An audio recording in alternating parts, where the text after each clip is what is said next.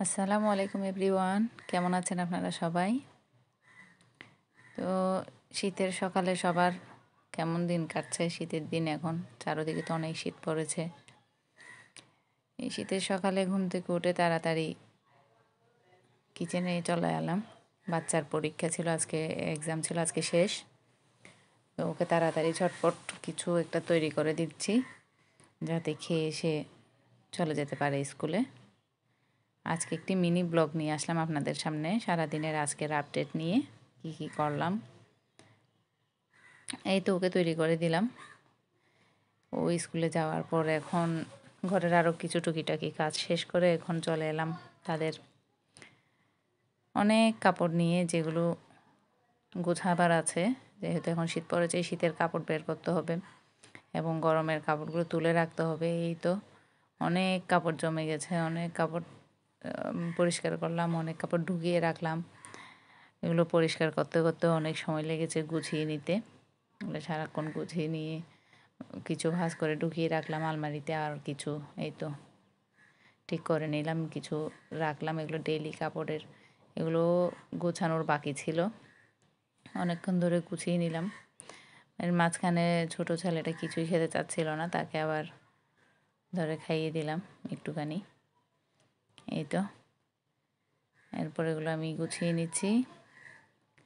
গুছিয়ে নিতে নিতেই দিন, সময় যে কোন দিকে চলে গেল, সময় যে কোন দিকে চলে যায় এখন আসলে কোনো খবরই থাকে না।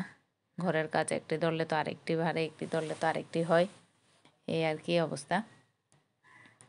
এই তো কাপড়গুলো গুছিয়ে নিচ্ছি। কাপড় গুছিয়ে নিয়ে এগুলো ভাঁজ করে নিয়ে কিছু যার যারটা তার তার মতো আলাদা করে রাখবো।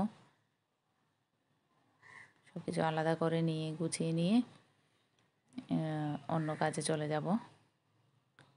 এই তো বাচ্চারা তাদের মতো খেলছে, একজনের এক্সাম আছে, দুইজনের এক্সাম আছে। এই তো কিছু কাপড় বের করে নিচ্ছি, কিছু কাপড় কাউকে দিয়ে দিব, যেগুলো ছোটো হয়েছে ওগুলো বের করে নিচ্ছি। আর যেগুলো এখন পরবে রেগুলার ওয়ারের জন্য ওগুলো এক পাশ করে রাখছি। আবার যেগুলো বাইরে যাওয়ার সময় কোথাও বেড়াতে যাওয়ার সময় পরে নেবে ওগুলো আলাদা করে রাখছি। আবার যেগুলো গরমের কাপড় ছিল ওগুলো সরিয়ে রাখছি। আর যেগুলো মানুষকে দেওয়ার, কাউকে দেওয়ার আছে ওগুলো দিয়ে নিব, ওগুলো আলাদা করে নিচ্ছি। এই তো কাপড়গুলো সব ভাঁজ করা শেষ। এখন ওদের ঝুড়িতে, কিছু ড্রয়ারে, কিছু আলমারিতে এক এক দিকে করে রাখি। সব কিছু গুছিয়ে নিলাম। এগুলো এখন একে একে ঢুকিয়ে রাখবো।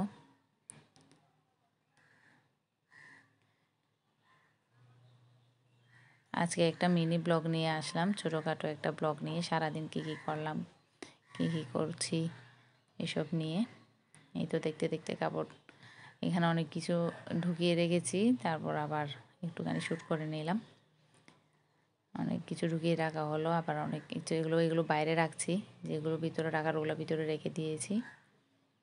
এরপর এখন আবার এগুলো রেখে দিয়ে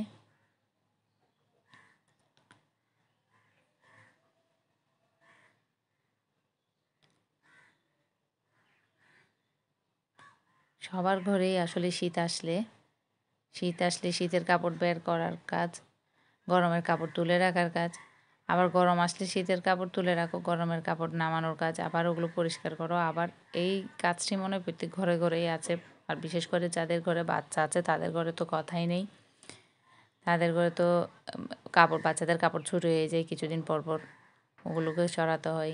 আর এরপর আবার শীতের কাপড় বা গরমের কাপড় আলাদা আলাদাভাবে সবগুলো গুছিয়ে রাখতে হয়। এই তো ওদের কাপড় এগুলো আমি সবসময় প্রায় 10-15 দিন পর পর এইগুলোকে সবসময় উলটপালট করে দেখি, কোনটি বের করতে হবে, কোনটি দিয়ে দিতে হবে, কোনটি রাখতে হবে, এভাবে দেখে দেখে সবসময় করা লাগে। এভাবে করি তোলার সময় একেবারে। এই তো গোছানোর একটা ছোটো ড্রয়ারে কিছু রেখেছি, কিছু ঝুড়িতে রেখেছি, কিছু আলমিরাতে, এগুলো এলোমেলো হয়ে পড়ে আছে এখনও আরও অনেক কিছু। এই তো এগুলো এখন পরার জন্য, যেগুলো রেগুলার ওয়ারের বাইরে আছে, আবার কতগুলো ড্রয়ারে আছে পরার। এরপর এগুলো গুছিয়ে ঝাড়ু টাড়ু দিয়ে পরিষ্কার করে ঘরটা একটু মুছে নিচ্ছি, ঘরটা একটু পরিষ্কার করে নিচ্ছি। ধুলাবালি হয়ে গেছে একেবারে চারিদিকে। ভাবলাম ঘরটা একটু পরিষ্কার করে নিই। আলনাটা সরিয়ে একেবারে পরিষ্কার করে নিচে মুছে নিলাম, আলনা নিচ থেকে সহ।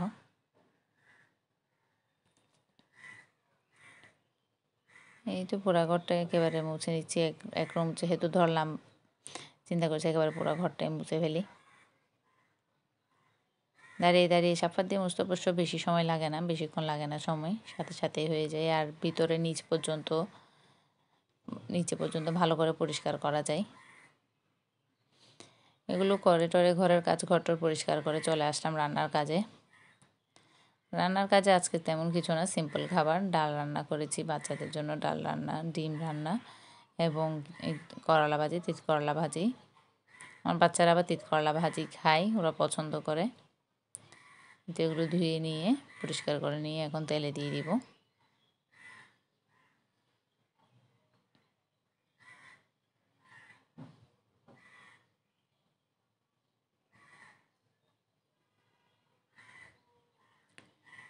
আমি এভাবেই করি। প্রথমে তেলে দিয়ে ওটাতে একটু যখন নরম হয়ে আসে তখন বড় বড় করে পেঁয়াজ কেটে দিই আর মরিচ দিই। পেঁয়াজগুলো একটু বড় করেই কাটি, কেটে তারপর পেঁয়াজ আর মরিচ দিই। এরপর এগুলোকে আরও কিছুক্ষণ নরম করে নিই। একটু হালকা হালকা ফ্রাই হলে খেতে মজা লাগে।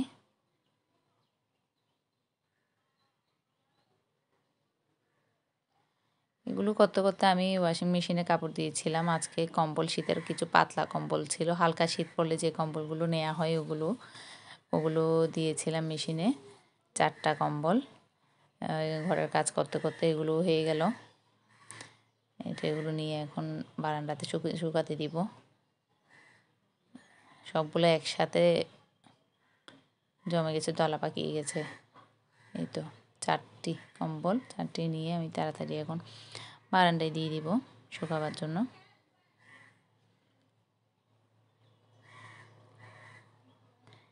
শীতের সময় সব সময় বাইরে থেকে প্রচুর ধুলাবালি আসে, প্রচুর ধুলাবালি ঢুকে বাসায়।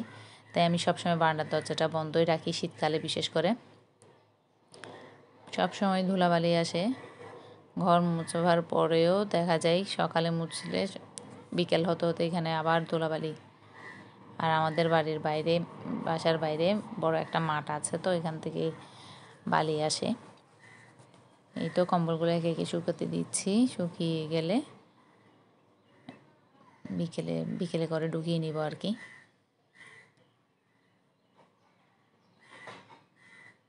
ততক্ষণ আমি চুলায় ভাতও বসিয়ে দিয়েছি। এগুলো হতে হতে এগুলো দিতে দিতে ভাতও হয়ে যাবে।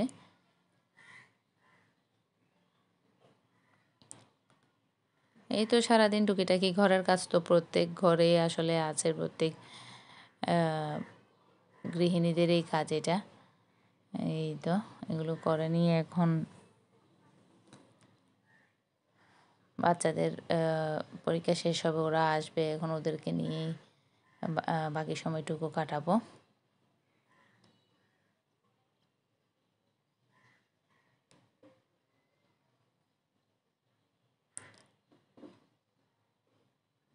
শীতের যে হালকা শীত পড়লে যে কম্বলগুলো নেওয়া হয় ওগুলো তুলে রাখবো।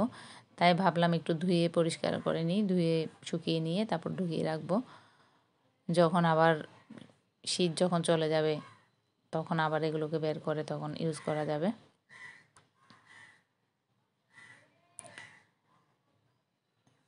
আপনারা প্লিজ আমার চ্যানেলটা সাবস্ক্রাইব করে দিবেন এবং একটা লাইক কমেন্ট করে যাবেন কে কোথা থেকে দেখছেন। এবং আজকে এই পর্যন্তই, আমার জন্য দোয়া করবেন। আসসালামু আলাইকুম।